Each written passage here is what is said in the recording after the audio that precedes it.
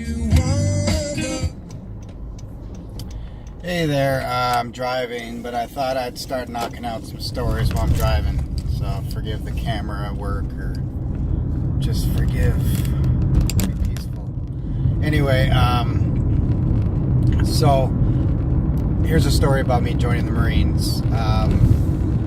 People ask me, like, why did you join the Marines? A little backstory, and of course there's going to be backstory at every story, and you'll get to know things, and for some people they won't need the backstory. But anyway, I came to the United States from Canada in 1996, 97, December of 96, and got my green card.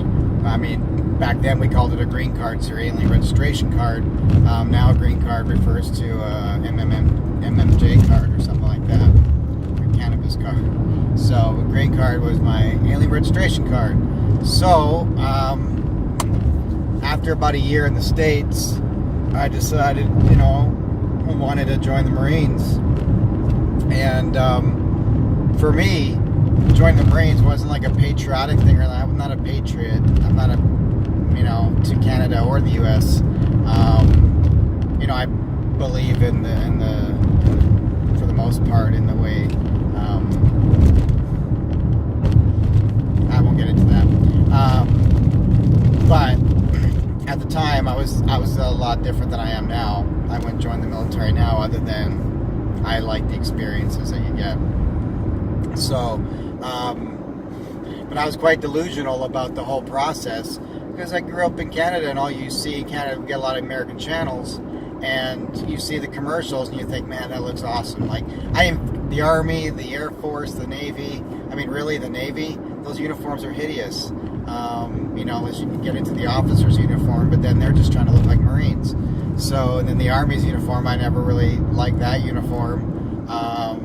The Air Force, I was colorblind, so, or I am colorblind, so there would have been no jobs that I could pursue that I'd be interested in at the time, and I really wasn't really interested in the Air Force, unless you can fly or something like that. And I didn't have a degree or anything like that, so really the Marines was the only thing that I was considering. I didn't even call anybody else, and the main reason was the uniform's sharp, and it'd be the biggest challenge. And so, to be a Marine, is to say you went for the hardest thing. Of course, then you got things, groups within these organizations, elite groups and things like that. So, but I was delusional about the whole process, like recruiters and the whole game of recruitment, because in Canada we don't really have that. We don't have that. You're aware of national defense, Canada Forces, but they don't come, and they're not manipulating you and promising you the world and preying on low income and people and stuff like that. It's just a totally different thing.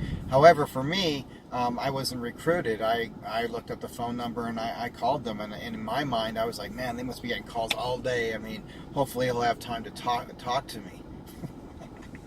Little did I know that guy was just praying the phone would ring, And so here I was gung-ho, as they say in the Marines, to join, and so there was no reason to lie to me or mislead me, but that's what they're trained to do. So he still managed to throw in some lies there, which I was able to exploit, or expose, and get it fixed, as far as promising me money or things like that if I left earlier, and so it was interesting. So anyway, it's just such a ridiculous process when you think about it.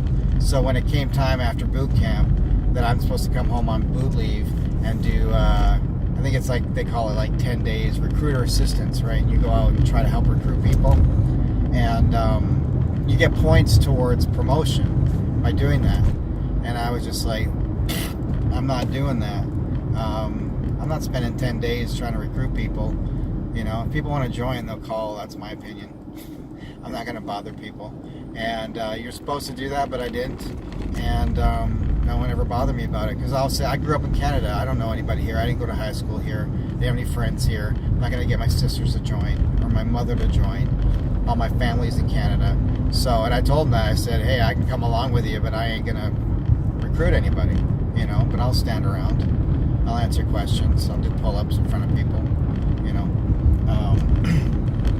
But he didn't want that. He wanted names, and so I got 10 days of leave without having to do that.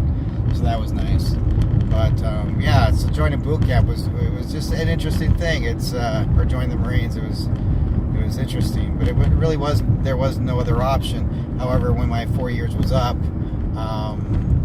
you know, I wanted to stay in, but and I didn't really ask for anything special. I didn't ask for schools or money. I just wanted to go back to Japan, and they didn't want to lose a good sergeant. So I said, well, guess what? You're losing a good sergeant then, because I'm not staying here. I was in Yuma at the time, and I'd spent 2 years, a little over 2 years in Japan with the unit there, and I wanted to go back there, or you know, move into another MOS. But they were really willing to work with me, and I'm pretty difficult to deal with. So you know, I wasn't going to play games, and plus. The actual career jammer that was stationed there, he wasn't there, so this guy was just filling in and really didn't want to deal with shit. So, but then, you know, then you got to make a change, you got to make adjustments and figure out something new, and that's just life. And so then from the Marines, I moved on, and that's another story. So that's just one little story about going in, like,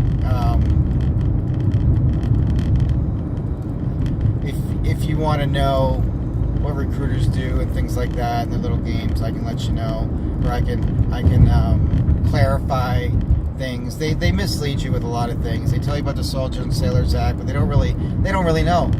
They just know a little bit, and it's ridiculous what they pawn off as information, and it becomes misinformation, and it's mostly because they really don't know what the hell they're talking about. Just because they got stripes, all that means is they can follow orders and pass tests. Doesn't mean they can really think for themselves in the real world. They can pass on information that isn't truly Marine Corps related in an effective manner. So, and that's a very personal experience I've had several times within the Marine Corps. So, although I loved my experience, don't get me wrong. It's just that just because someone's got seniority or something like that doesn't mean they're smart. It just means they know how to pass tests.